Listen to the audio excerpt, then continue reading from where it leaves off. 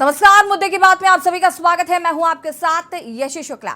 PM Modi ने UCC को लेकर एक बार फिर राजनीतिक बहस को हवा दे दी है।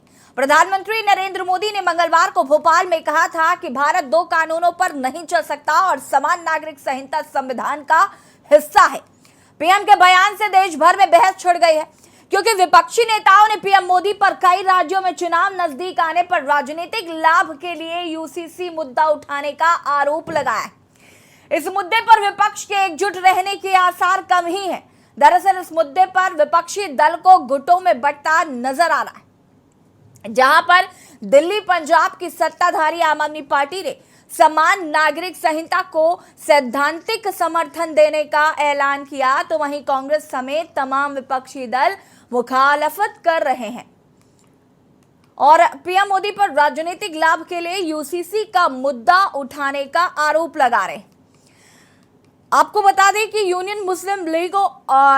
यूनियन मुस्लिम लीग और all India Muslim personal law board ने भी यूसीसी का कड़ा विरोध किया है।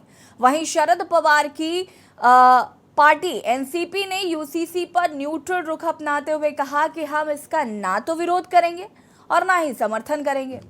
पीएम मोदी ने भोपाल में बीजेपी के कार्यक्रम में कार्यकर्ताओं को संबोधित करते हुए कहा कि यूसीसी को देश के लिए उन्होंने काफी जरूरी बताया है।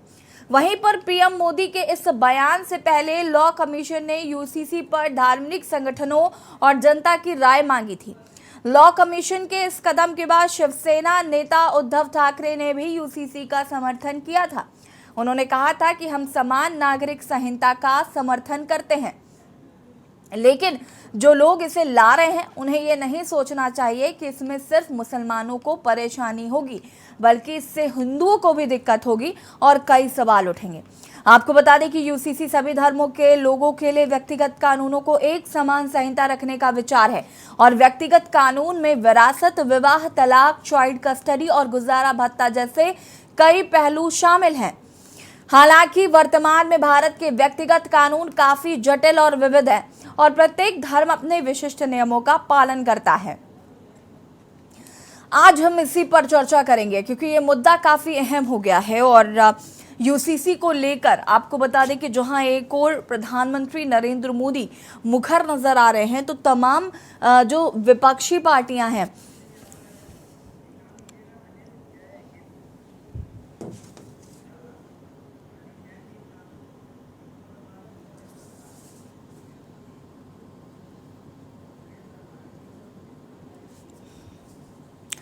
आपको बता दें कि यूसीसी का मुद्दा एक बार फिर चर्चाओं में है, जहां पर प्रधानमंत्री नरेंद्र मोदी ने एक बार यूसीसी को फिर से हवा दी है, तो वहीं कई विपक्षी दल इसके समर्थन में नजर आ रहे हैं। कुछ तो ना विरोध करना चाहते हैं और ना ही सहमत होना चाहते हैं, और कुछ पार्टियां ऐसी हैं जो इसका खुलकर विरोध भी कर रही हैं। अब इसे लोकसभा चुनाव से जोड़कर देखा जा रहा है। कहा जा रहा है कि 2024 के लोकसभा चुनाव है, इसलिए प्रधानमंत्री यूसीसी पर फिर से बात कर रहे हैं। आज हम इसी पर बातचीत करेंगे। मेहमान हमारे साथ जुड़ चुके हैं अनिल जैन जी, जो कि वरिष्ठ पत्रकार हैं, वो हमारे साथ जुड़ चुके हैं, और अनिल जैन जी वरिष्ठ पत्रकार हैं, वो भी हमारे साथ जुड़ चुके हैं। प्रवेश शर्मा हमारे संवाददाता दिल्ली से हमारे साथ जुड़ चुके हैं। आप सभी का बहुत बहुत स्वागत। शुरुआत प्रवेश आपसे करूंगी मैं। फिलहाल 2024 के लोकसभा चुनाव हैं और भोपाल में प्रधानमंत्री का ये भाषण कहीं ना कहीं विपक्षी दल जो हैं वो इसका खुलकर विरोध करते नजर आ रहे हैं। कुछ ऐसी पार्टियां भी हैं जो इसका ना विरोध करना चाहती हैं, ना ही समर्थन करना चाहती हैं। क्या कुछ जानकारी है इसको लेकर फिलहाल? जी बिल्कुल, देखिए मैं आपको बता दूं, जैसे ही भोपाल में एक जनसभा के दौरान प्रधानमंत्री मोदी ने ये बयान दिया था कि यूसीसी को पूरे देश में लागू होना चाहिए, और ये सुप्रीम कोर्ट भी कई बार बोल चुका है। लेकिन इस मुद्दे को लेकर विपक्ष लगातार जो है हमलावर है, और उसमें सबसे बड़ी जो मैं बात करूं हमलावर पार्टी में, वो कांग्रेस है। कांग्रेस के कई दिग्गज नेता हैं जो बार बार सवाल उठा रहे हैं, जिसमें सबसे पहला नाम मैं जयराम रमेश का लूंगा, जो बार बार इस बात को बोल रहे हैं कि प्रधानमंत्री को यूसीसी की आज क्यों याद आई है। उन्होंने 9 साल का कार्यकाल कर लिया, उससे पहले उन्होंने इस ओर बिल्कुल भी नहीं सोचा, और उनको ऐसा नहीं लगा कि इस ओर कोई कदम उठाना चाहिए या ये कहे कि इस ओर कोई काम करना चाहिए। लेकिन जैसे ही लोकसभा का चुनाव नजदीक आ रहा है, तो वो इस मुद्दे को जो है गर्म कर रहे हैं ताकि बीजेपी के हाथ जो है बैठे बैठा एक मुद्दा लग जाए। और दूसरी बड़ी बात मैं बता दूं कि राज्यसभा सांसद कपिल सिब्बल है, जिन्होंने इसी मुद्दे को जो है प्रमुखता के साथ उठाया और उन्होंने सवाल किया है कि जब 9 साल तक प्रधानमंत्री मोदी को यूसीसी की याद नहीं आई थी, तो अब याद क्यों आ रही है? ये सारा खेल 2024 की लोकसभा की बिसात बिछाने के लिए किया जा रहा है और इसमें कोई दोहराया नहीं है। ये बार बार कपिल सिब्बल ने भी सवाल किया है। जी ठीक है, आएंगे वापस आपके पास। अनिल जैन जी का मैं यहाँ पर रुख करना चाहूंगी। अनिल जैन जी, कैसे देख रहे हैं इस मुद्दे को? यूसीसी जहाँ एक और सभी के लिए एक कानून की बात करता है और प्रधानमंत्री ने इसका एक बार फिर जिक्र किया, और उत्तराखंड की अगर हम बात करें तो वहां पर इसको लागू करने की तैयारी है। हालांकि उत्तराखंड की जब हमने बहुत बार चर्चाएं की हैं तो उसमें ये निकल कर सामने आया कि केंद्र इसे लागू क्यों नहीं करता। कई विपक्षी दलों ने ये बात कही कि केंद्र अपनी तरफ से लागू करे, और आम आदमी पार्टी का मुझे ठीक ठाक समर्थन मिला है, इसको देखने में पता चला। लेकिन अब ये केंद्र की तरफ से अगर लागू होता है, लेकिन कई विपक्षी दल हैं जो इसके समर्थन में नजर नहीं आ रहे हैं। कैसे देख रहे हैं इस मुद्दे को? देखिए, कोई भी राज्य सरकार इस बारे में कोई भी प्रस्ताव पास कर ले या कानून बना ले, लेकिन उससे कोई फर्क पड़ना नहीं है, क्योंकि ये केंद्र का विषय है और केंद्र सरकार जब इस बारे में कोई कदम उठाएगी, वही क्या बोले देश में क्या बोले लागू हो सकेगा। इसलिए किसी राज्य सरकार का इस बारे में विधानसभा में प्रस्ताव पास करना और ये कोई मायने नहीं रखता, ये सिर्फ शगुफेबाजी है। और जहां तक केंद्र सरकार का सवाल है, ये सवाल बिल्कुल वाजिब है कि 9 साल तक क्यों नहीं याद आई। अब चूंकि लोकसभा के चुनाव नजदीक है, 5 राज्यों के विधानसभा चुनाव नजदीक है, इसलिए ये निश्चित रूप से भारतीय जनता पार्टी का एक चुनावी हथकंडा है और वो हर चुनाव ऐसी ही विभाजनकारी मुद्दों पर लड़ते हैं। और 2019 का चुनाव भी वो पूरे ध्रुवीकरण करके लड़ना चाहते हैं, और इसीलिए अब जो है वो समान नागरिक संहिता की बात कर रहे हैं। ठीक है, अनिल जैन जी, मैं यूसीसी पर आपकी राय चाहूंगी कि जिस तरीके से यूसीसी एक बार फिर से मुद्दा शुरू हो चुका है और सवाल विपक्षी दल कह रहे हैं कि 9 साल से प्रधानमंत्री जी ने को यूसीसी की याद नहीं आई। अब जब लोकसभा चुनाव नज़दीक आ गए हैं तो उनको ये याद आ गया है कि भाई एक समान कानून सभी के लिए होना चाहिए, एक भारत एक कानून। जी यशी जी, मैं भी उनके साथ अपनी आवाज को जोड़ना चाहूंगा कि अगर ये मुद्दा इतना ही जरूरी था तो 9 साल से प्रधानमंत्री जी ने इसका जिक्र तक क्यों नहीं किया, जैसे और मुद्दों का जिक्र करते रहते हैं। देखिए, असलियत ये है कि ये सरकार हर मोर्चे पे फेल हो चुकी है। महंगाई से जो है जनता त्राही त्राही कर रही है, किसान परेशान है, किसानों को कुछ मिल नहीं रहा, लेकिन आम आदमी को वही टमाटर जो है वो 100 रुपए किलो से ऊपर मिल रहा है, किसान को 5 रुपए नहीं मिलते। और बेरोजगारी इतनी है जब इतनी पिछले 45 वर्ष में इतनी बेरोजगारी कभी रही नहीं। तो ये जो जरूरी मुद्दे हैं, गरीब और अमीर के बीच की खाई है, इसके ऊपर मोदी जी कोई जवाब नहीं दे पाते, क्योंकि उनको चुनाव में जाना है। 9 महीने बाद लोकसभा का चुनाव है और उसमें क्या मुद्दे लेके जाएं। तो ये प्रधानमंत्री जी जिसको कहते हैं कि भाषण देने में इनका कोई सानी नहीं है, मेरे ख्याल विश्व में सबसे बढ़िया भाषण देते हैं और जनता का मन मोह लेते हैं।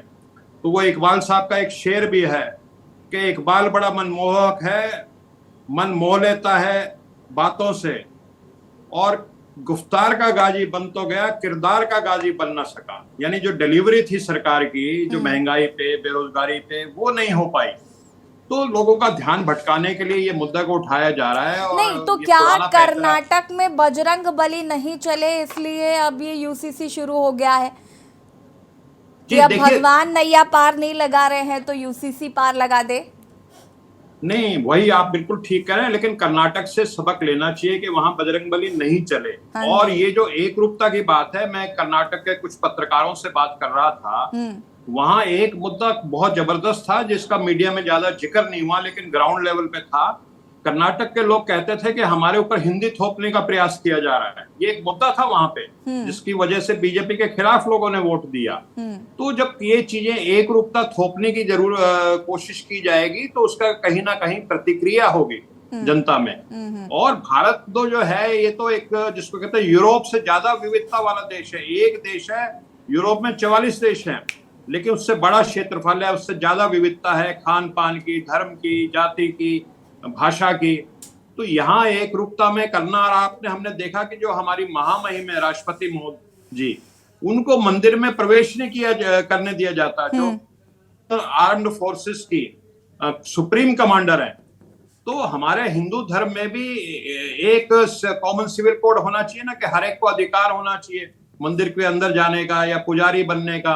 तो हिंदू धर्म में भी एक रूपता नहीं है अभी तो। जी ठीक है, वापस आती हूँ मैं अनिल जैन जी आपके पास। अनिल जैन जी का रुख करते हैं। अनिल जैन जी, मैं आपसे यहाँ पर ये भी समझना चाहूंगी कि कई विपक्षी दल जो हैं वो उसके फेवर में नहीं हैं, लेकिन कई विपक्षी ऐसे दल हैं जो फेवर में भी हैं और उनको कोई प्रॉब्लम नहीं है, और कुछ ऐसे हैं जो इस पर अपना रिएक्शन ही नहीं देना चाहते हैं। ऐसे लोगों के लिए क्या कहना चाहते हैं? जिसमें मैं सबसे पहले बात आम आदमी पार्टी की करना चाहूंगी। आम आदमी पार्टी यूसीसी के खिलाफ भी नहीं है। नहीं, आम आदमी पार्टी भारतीय जनता पार्टी के किसी मुद्दे के खिलाफ नहीं है, सिवाय दिल्ली को लेकर जो अध्यादेश आया है उसके अलावा। अभी तक आम आदमी पार्टी ने जितने भी फैसले किए हैं, हाँ, और आम आदमी पार्टी का उसको समर्थन रहा है। वो चाहे कश्मीर से अनुच्छेद 370 को बेअसर करना, कश्मीर को 2 भागों में बांटना, उसका उन्होंने समर्थन किया खुलकर। नोटबंदी का उन्होंने समर्थन किया। 3 कृषि कानून जो बने थे उसका भी उन्होंने जो है वो समर्थन किया और अपनी असेंबली में पास करवाए। तो आम आदमी पार्टी का बुनियादी तौर पर भारतीय जनता पार्टी के किसी भी मुद्दे से कभी मतभेद नहीं रहा है, और वो हमेशा साथ में रहे हैं। तो इसलिए इस बार भी अगर वो इस मुद्दे पर साथ में है तो उसमें कोई आश्चर्य की बात नहीं। जहां तक दूसरी पार्टियों का सवाल है तो ये निश्चित रूप से है कि क्या बोले, भारतीय जनता पार्टी ने देश में जिस तरह का माहौल बनाया है और नफरत का और ध्रुवीकरण का, तो उसमें कई पार्टियां दबाव के चलते या तो अपने आप को तटस्थ बनाए रखेगी इस मुद्दे पर, या वो समर्थन करेगी। और लेकिन जहां तक ये सही है कि हमारे संविधान में के नीति निर्देशक जो तत्व है उसमें समान नागरिक संहिता की बात कही गई है कि राज्य जो है वो ऐसी स्थितियां पैदा करे कि समान नागरिक संहिता लागू हो सके।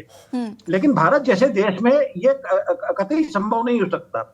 इसका सिर्फ मुस्लिम समुदाय या दूसरे अल्पसंख्यक समुदाय ही विरोध नहीं करेंगे, हिंदुओं में भी क्या बोले कई वर्ग जो है वो इसको बर्दाश्त नहीं कर पाएंगे, क्योंकि आदिवासी समुदाय जो है हमारे अलग अलग क्षेत्रों में उनके अपने कानून हैं, उनके अपने जो है वो रीति रिवाज हैं, इसलिए वो इसे कभी जो है वो स्वीकार नहीं कर पाएंगे। और ये देश में जो है वो एक तरह से गृह युद्ध की स्थिति पैदा कर देगा सरकार का ये कदम। अनिल जैन जी, मैं आपसे ये बात जानना चाहूंगी और समझना भी चाहूंगी कि देखिए, विपक्ष के साथ एक बहुत बड़ी समस्या है जो हमने पिछले चुनाव में भी देखी थी और हम वापस अभी फिर देख रहे हैं। विपक्ष को जैसे तैसे करके एक किया जाता है।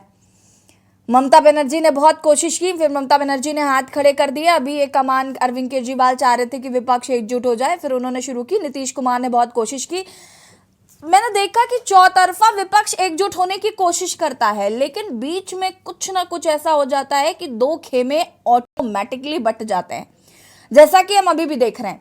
विपक्ष 2 गुट में बट चुका है। एक गुट कह रहा है कि हम साथ में हैं, एक गुट कह रहा है हम साथ में नहीं है। और मुझे लगता है ये कहीं ना कहीं बीजेपी को प्लस पॉइंट हो सकता है, क्योंकि जब विपक्ष के विचार मिलेंगे नहीं, एक खेमा कह रहा है कि हम साथ में हैं, एक खेमा कह रहा है हम साथ में नहीं है, तो ये चुनाव में एकजुटता का जो संदेश देने की बात समय समय पर आती है, मुझे लगता है ये विपक्ष के लिए हमेशा नुकसानदायक साबित होता है। ऐसा है, जितनी अगर हम चाहें कि 100% एकता हो जाए, वो तो कभी होती नहीं, एब्सोल्यूट का। और मैं समझता हूं कि 3 प्रदेशों में भी एकता हो गई। महाराष्ट्र में ऑलरेडी एकता है, बिहार में है, एक उत्तर प्रदेश में अगर और एकता हो गई तो वो सफिशिएंट हो गई बीजेपी और मोदी की सरकार को हटाने के लिए। बाकी आप देखिए, हिमाचल है, हरियाणा है, आपका उत्तराखंड है, राजस्थान, छत्तीसगढ़, मध्य प्रदेश, यहाँ तो कांग्रेस अकेली काफी है बीजेपी से मुकाबला करने के लिए। कर्नाटक में भी देखा, केरल में कोई जरूरत नहीं है, तमिलनाडु में कोई पहले ही एक गठबंधन बना हुआ है जो बहुत ताकतवर है, तो बहुत ज्यादा एकता की जरूरत भी नहीं, और 100% एकता कभी होगी भी नहीं। और जहां तक आपने अरविंद केजरीवाल जी का नाम लिया, आम आदमी पार्टी का नाम लिया, आम आदमी पार्टी का और अरविंद केजरीवाल का एक वोटर ऐसा है जो लोकसभा में तो बीजेपी को वोट देता है, मोदी जी को वोट देता है, हाँ, और वही वोटर जो है वो विधानसभा में अरविंद केजरीवाल को वोट बिल्कुल। देता है। तो आपको मैं बताऊं कि तीसरे नंबर पे 2019 के चुनाव में आम आदमी पार्टी के जो लोकसभा के उम्मीदवार थे वो 5 जगह, 7 में से 5 जगह तीसरे नंबर पे रहे थे। जमानतें जब्त हुई थी, 18% टोटल वोट मिला था उनको। तो वो उस वोटर के मद्देनजर, क्योंकि बड़ा नाजुक मामला है केजरीवाल जी के लिए, तो उस वोटर के मद्देनजर इस तरह के ध्रुवीकरण की जब बात आती है तो वो सॉफ्ट हिंदुत्व की बात करते हैं। वो मंदिर जाकर के हनुमान चालीसा पढ़ना शुरू कर देते हैं। हाँ। गुजरात के चुनाव में कहते हैं हम लक्ष्मी और गणेश जी की फोटो लगनी चाहिए, महात्मा गांधी की फोटो की जगह नोट के ऊपर। अरविंद तो वो केजरीवाल जी अभी सीख रहे हैं। जी, मुझे लगता है मोदी जी से ही सीख रहे हैं वो। जी। चलिए, चर्चा को आगे बढ़ाएंगे, आप सभी हमारे साथ बने रहिए। और मुद्दे की बात में आज हम बात कर रहे हैं यूसीसी की, जहां एक और प्रधानमंत्री ने एक बार फिर यूसीसी का मुद्दा छेड़ दिया है, तो विपक्ष दो खेमे में बंटता हुआ नजर आ रहा है। रुकेंगे एक छोटे से ब्रेक के लिए, जल्द हाजिर होता है। आप देख रहे हैं के न्यूज, खबरों का सारथी। ब्रेक के बाद एक बार फिर से आप सभी का स्वागत है। और मुद्दे की बात में आज हम बात कर रहे हैं यूसीसी की, जहां पर पीएम मोदी ने यूसीसी को लेकर एक बार फिर राजनीतिक बहस को हवा दे दी है। प्रधानमंत्री मोदी ने मंगलवार को भोपाल में कहा था कि भारत 2 कानूनों पर नहीं चल सकता और समान नागरिक संहिता संविधान का हिस्सा है। पीएम के बयान से देश भर में बहस छिड़ गई, और क्योंकि विपक्षी नेताओं ने पीएम मोदी पर कई राज्यों में चुनाव नजदीक आने पर राजनीतिक लाभ के लिए यूसीसी मुद्दा उठाने का आरोप लगाया है। और इस मुद्दे पर विपक्ष के एकजुट रहने के आसार कम ही नजर आ रहे हैं, क्योंकि इस मुद्दे पर विपक्षी दल 2 गुटों में बंटते नजर आ रहे हैं। जहां दिल्ली पंजाब की सत्ताधारी आम आदमी पार्टी ने समान नागरिक संहिता को सैद्धांतिक समर्थन देने का ऐलान किया, तो वहीं कांग्रेस समेत तमाम विपक्षी दल मुखाफलत करते हुए नजर आ रहे हैं और पीएम मोदी पर राजनीतिक लाभ के लिए यूसीसी का मुद्दा उठाने का आरोप लगा रहे हैं। इसके साथ ही इंडियन यूनियन मुस्लिम लीग और all India Muslim personal law board ने भी यूसीसी का कड़ा विरोध किया है। आपको बता दें कि शरद पवार की पार्टी एनसीपी ने यूसीसी पर न्यूट्रल रुख अपनाते हुए कहा है कि हम इसका ना तो विरोध करेंगे और ना समर्थन करेंगे। आज हम इसी पर चर्चा कर रहे हैं कि आखिर यूसीसी क्या एक महज राजनीतिक मुद्दा बनकर रह गया है? क्या ये 2024 का चुनावी एजेंडा है? प्रवेश का रुख करते हैं। प्रवेश, दिल्ली की अगर हम बात करें, अगर हम बात करते हैं अलग अलग राज्यों की भी, तो वहां से क्या इनपुट है कि इस यूसीसी को लेकर आम जनता की क्या राय है? क्या इसको लेकर कोई रिपोर्ट है कि आम जनता इस पर अपना किस तरीके से किस दृष्टिकोण से देख रही है?